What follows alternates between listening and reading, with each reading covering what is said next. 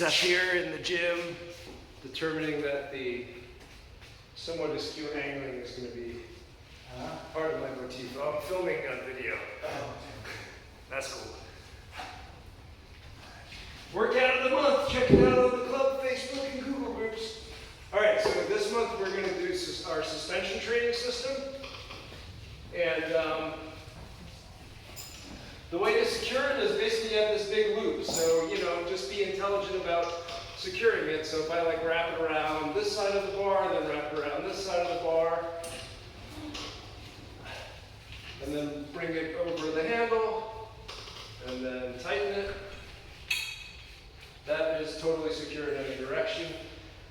The raising and lowering of the handle, slash determining the loop, the length of each line, it's a little bit tricky, but basically, actually, it's tricky enough that I have to remember. All right, so yeah, shortening it just requires pulling the two yellow tabs apart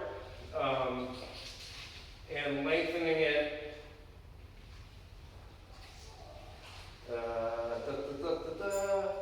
Oh, that's it. So yeah, I'm grabbing this way. I don't know if that even makes sense. I guess experiment, but folding the top of this way, it loosens it. I can slide it down, and then it tightens, pulling the yellow tabs apart, and then I'm going to take my thumb on top of this notch and I'll lengthen and I'll shorten.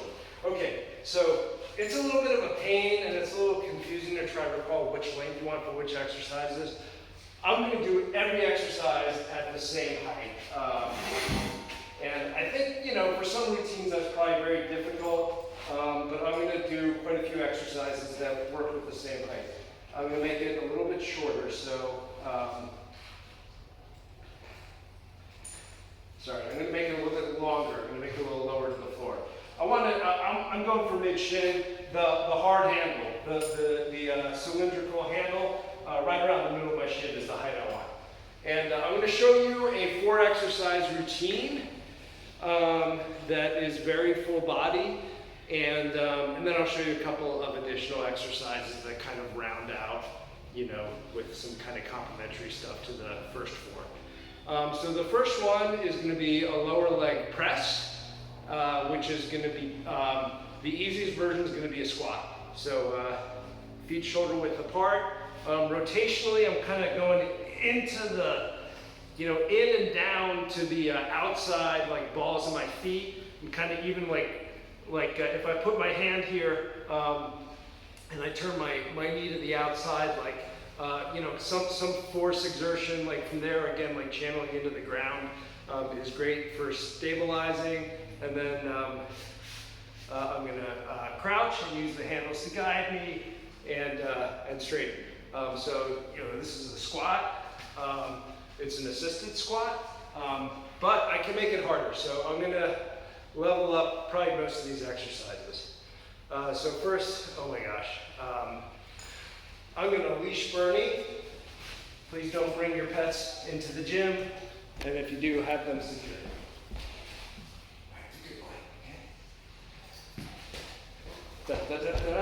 All right, so to make it more difficult, I'm now going to jump.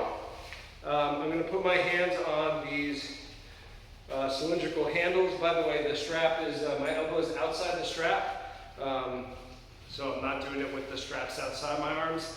I'm doing it with the straps inside my arms. And instead of a squat, I'm going to continue the motion through to a jump. And when I'm in the air, I want to think about extension of practically everything. Some rotation kind of this way, if that makes sense, into a back bend. And I can actually push up on these handles to get myself some additional height pretty much in my jump by straightening my arms against the anchor point of these handles. And if you want to make it even more difficult, first of all, holding it at the end in the strap loops instead of the hard handles means you're kind of on softer ground in terms of your hands, so that can make things more difficult. And I'm going to grab my platform jump on and off it. So now it's kind of a box jump. I'm going to go back to the cylindrical handles. Let's see. Size it up before you jump. This looks doable.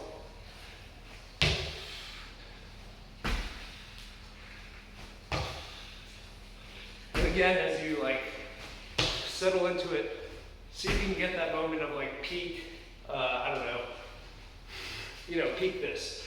All right, so that is leg extension. So then leg contraction, we're gonna do a hamstring curl, and we can include kind of a back bend with that hamstring curl too.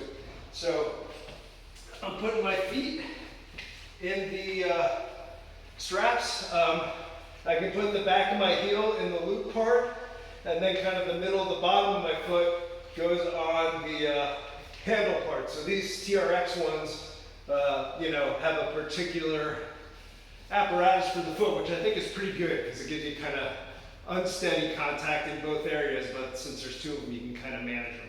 So first you can just try to like bring your hip up as much as you can. Maybe if you can get your hips so that your thighs go straight into your abs, you can hold some there. You can use your elbows on the floor for support. So just, bringing pelvis up and down. When it's all the way up, focus on a moment of some straightness. And then, you can basically just get more aggressive with this. First of all, don't use your elbows. So everything is just through the point of contact of your shoulders. And then secondly, just kind of roll up quite a bit and get as much kind of curvature this way as you can into a back bend with the hamstring curl, but also pushing your glutes forward. I don't know. I have a feeling when I see this video, I'm going to consider my own performance really unimpressive. But so that is your leg curl, the box jumps and squats for your leg extension. And now for arm curl.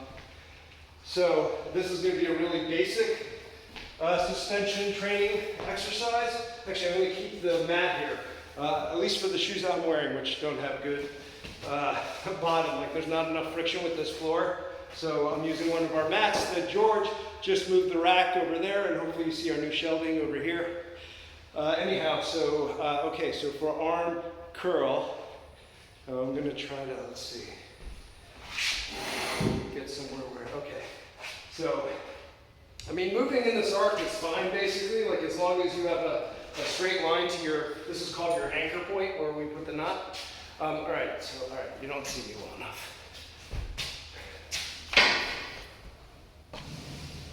That should work, I think. All right, so, yeah, so this is just going to be a simple row. So here's something about TRX / suspension training.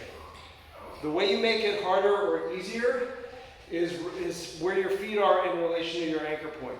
So if I walk into the anchor point, it makes my exercise harder because it takes a little bit of thought to see how this works. But basically my body's going to get to, at its lowest point, like something more horizontal than when my feet are further away from the anchor point.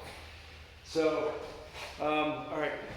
Well, I'm going to start with kind of an easy level, and I see you won't see me well, but then I'll move to something harder. So I'm just doing a high row right now. Pretty much you want to keep your entire body in plank.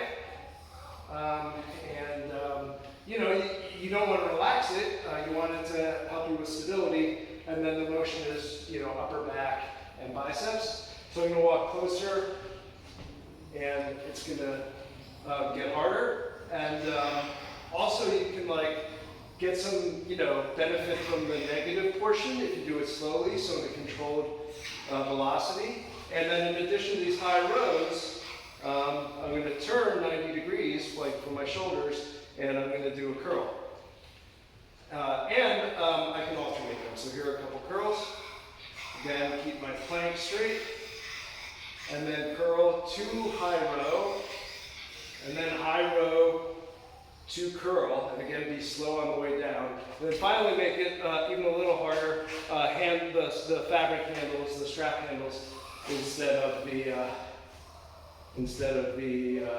hard handles. High row. Curl down, slowly, curl up, high row down, All right, so that's your arm curl. All of these, hopefully it's clear, are in fact working your core as well. And then finally, arm extension. We're going to do a push-up, but there's a lot of plank stuff in this. And I recommend you try at least part of the portion of it. So just put your foot in the loop. It's pretty low to the ground, so it should be pretty easy to do. And get down to a plank position for push-up. And hopefully you can do at least one push-up. You can do knees on the ground if that's your preference. Or try your knees up with your feet in the strap. You may need to walk your arms out like I did to get to the right angle of plank. And then I'm gonna do a push-up.